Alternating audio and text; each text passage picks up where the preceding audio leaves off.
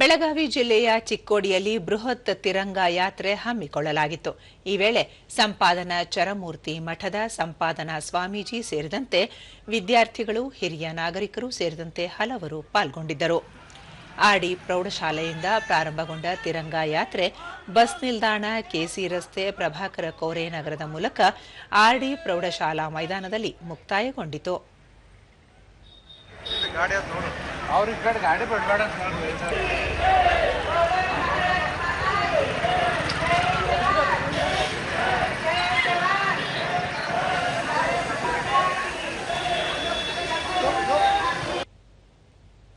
ದೂರದರ್ಶನದೊಂದಿಗೆ ಸಂಪಾದನಾ ಚರಮೂರ್ತಿ ಸ್ವಾಮೀಜಿ ಚಿಕ್ಕೋಡಿ ನಗರದಲ್ಲಿ ಸ್ವಾತಂತ್ರ್ಯೋತ್ಸವದ ಅಂಗವಾಗಿ ತಿರಂಗ ಯಾತ್ರೆ ಹಮ್ಮಿಕೊಂಡಿದ್ದು, ದೇಶ ಪ್ರೇಮಿಗಳು, ವಿದ್ಯಾರ್ಥಿಗಳು, ಶಿಕ್ಷಕರು, ಯುವಕರು ಸೇರಿದಂತೆ ಹಲವರು ಪಾಲ್ಗೊಂಡಿದ್ದರು.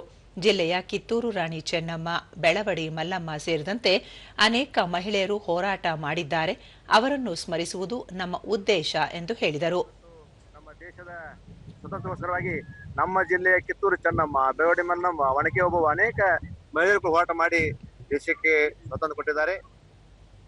ಹಿರಿಯ ನಾಗರಿಕರಾದ ಮಹೇಶ್ ಬಾತೆ ಸಂಪಾದನಾ ಸ್ವಾಮೀಜಿಗಳ ನೇತೃತ್ವದಲ್ಲಿ ಹರ್ ಘರ್ ತಿರಂಗ ಯಾತ್ರೆ ಯಶಸ್ವಿಯಾಗಿ ನಡೆಯಿತು ಎಂದು ತಿಳಿಸಿದ್ದಾರೆ.